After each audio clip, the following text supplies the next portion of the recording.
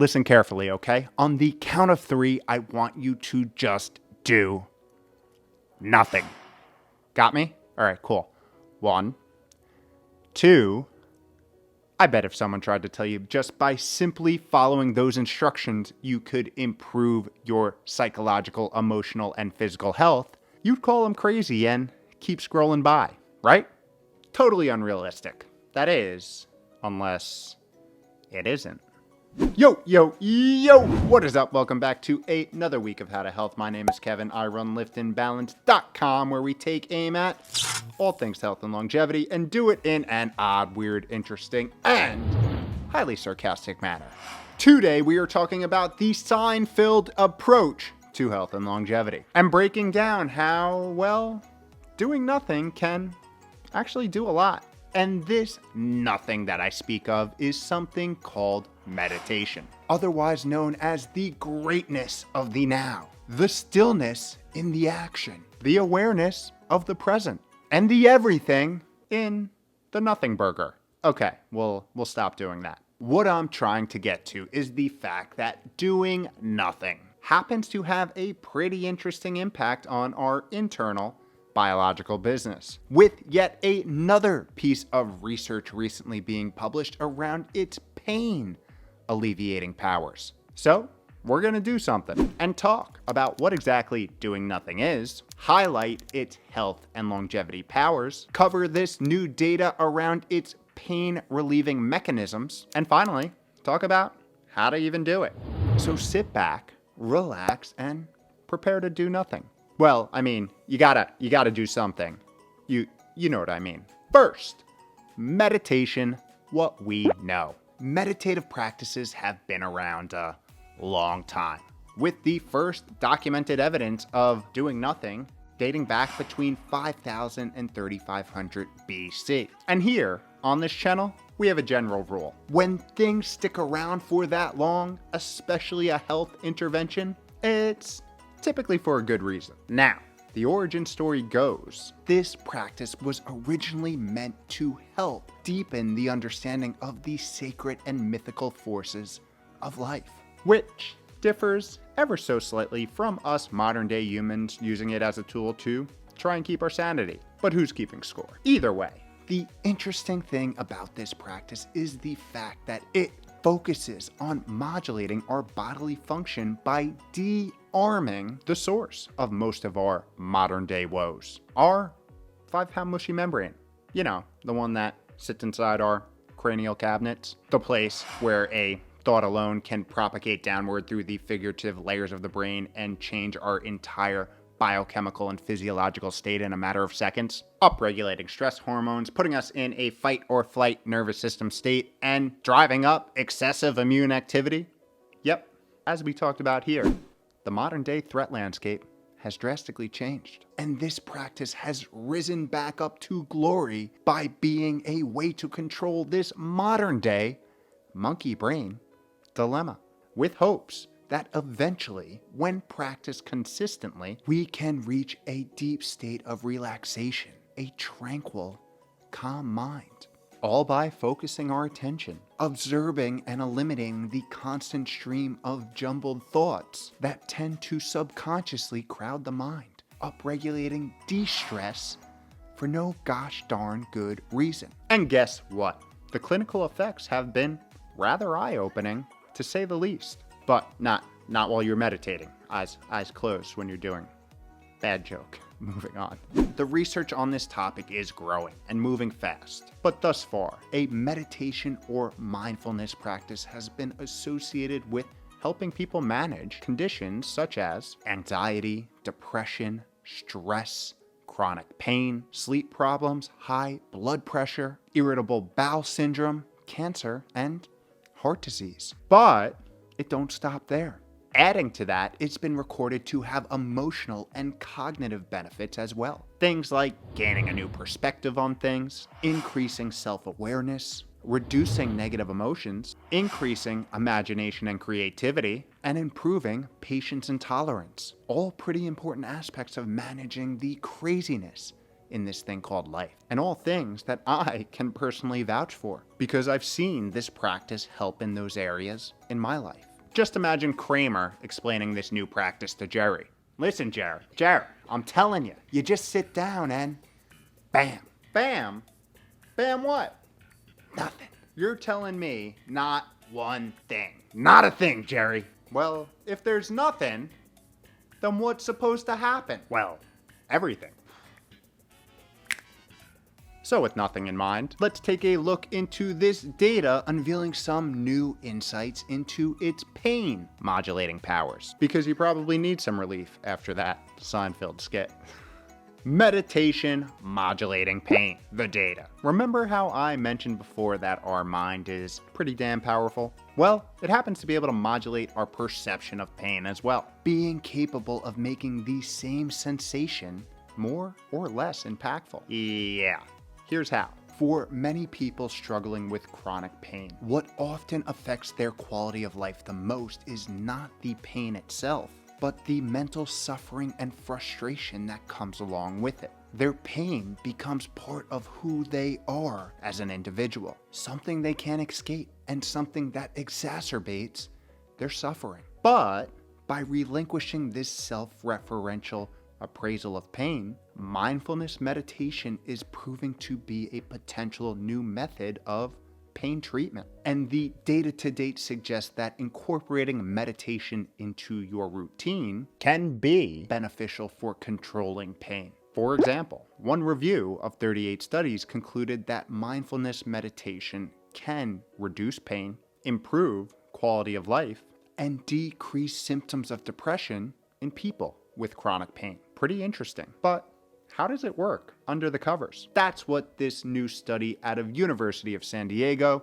sought to see. For this study, 40 participants had their brain scanned while painful heat was applied to their leg. Good time, right? After experiencing a series of these heat stimuli, participants had to rate their average pain levels during the experiment. Then, they were split into two groups. A group that completed 4 separate mindfulness meditation training sessions, and a control group that didn't. And participants in the mindfulness sessions were instructed to focus on their breath and reduce self-referential processing by first acknowledging their thoughts, sensations, and emotions, but then letting them go without judging or reacting to them. While members of the control group spent their 4 sessions listening to an audiobook. I wonder what they listened to. Guess we'll never know. And on the final day of the study, both groups had their brains measured again. However, the participants in the mindfulness group were now instructed to meditate when they were getting the heat stimuli applied, while the control group just rested and closed their eyes when they got burnt. So, what do you think happened? Well, researchers found that participants who were actively meditating reported a 32% reduction in pain intensity and a 33% reduction in pain unpleasantness. Pretty cool, but how exactly?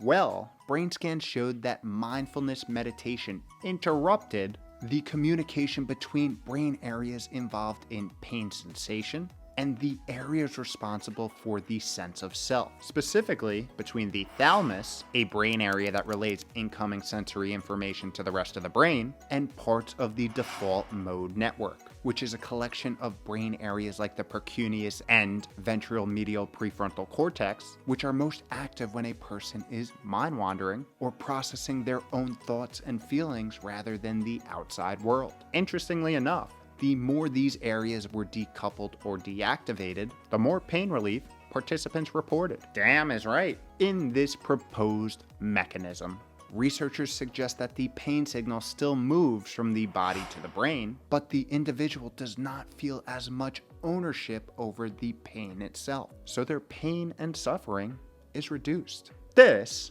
right here reminds me of one of George Costanza's philosophies of life. Remember, Jerry, it's not a lie if you believe it. But in this context, something like, remember, Jerry, it's not pain unless you perceive it. So how do we become a better Zen master ourselves? How to do it? Nothing, that is. The first step to doing nothing is having a strategy. having a strategy. And now we wait for the Alanis Morissette is in an ironic track to play. It's like rain on my way. Moving on. What I mean by this is not waiting for a trigger to happen, but instead build a practice around prevention. Get ahead of the stress, pain, and emotional distress that tend to pop up randomly throughout life. And a great way to do this is by habit stacking 1, 2, 5, 10 minutes of meditation before or after an activity that you do each and every day, pretty much no matter what, like before your morning coffee, or after your daily workout, before you go to bed, after you eat lunch, before your morning interpretive dance, or after your opera solo in the shower. Hopefully you're getting the idea by now. This will help you stay consistent, and once you get past that first awkwardness phase, it's actually something you may look forward to each and every day. I know I do. It's where I come up with my best ideas, like all the jokes in this YouTube video. Setting myself up here. Now, when you're ready to execute, here are the elaborate and complicated steps. First, sit or lie down, depending on what's most comfortable. 2, close your eyes and breathe. Inhale through the nose. Fill that belly up with air and exhale, focusing the whole time on your breathing. And as a thought pops up, which they will, observe it and then do what Elsa would do and let it go, bringing the attention back to your breath. And repeat this for however long you've allocated the session to be. At first, they'll likely be short, lasting only a few minutes. But as you practice, get better and enter a deeper and deeper state, they can easily last 15 to 20 minutes.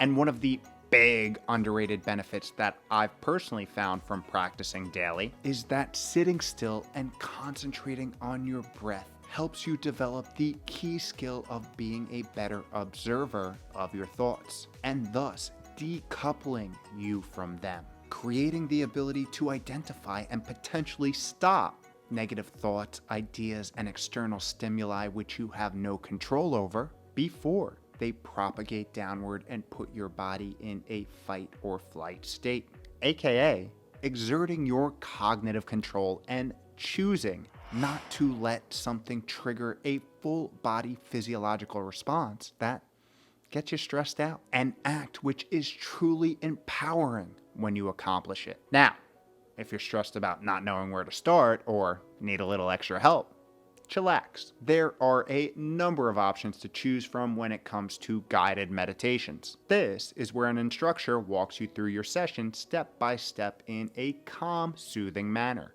Some good apps that you can download on your phone include Headspace, 10% Happier, Calm, and Waking Up. And as we all know, there are literally limitless options on YouTube.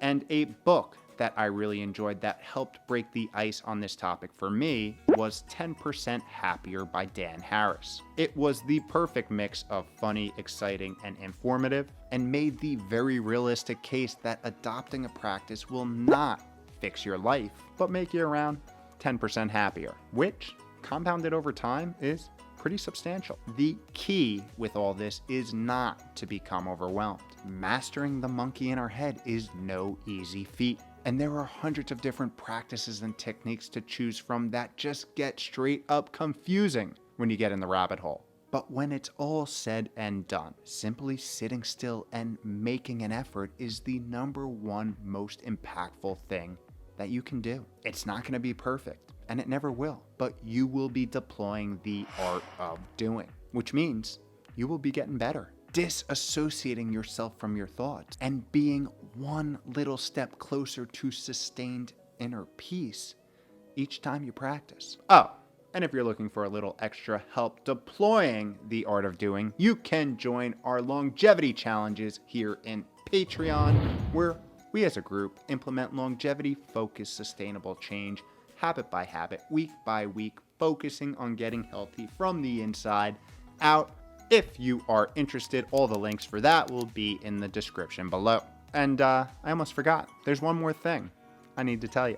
Because we love to focus on longevity or living the healthiest possible life as long as humanly possible, I must inform you that doing nothing as it pertains to what we were talking about today, actually has shown to slow down biological aging at the cellular level.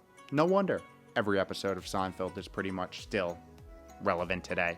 So be present, enjoy your day, and quit doing so much.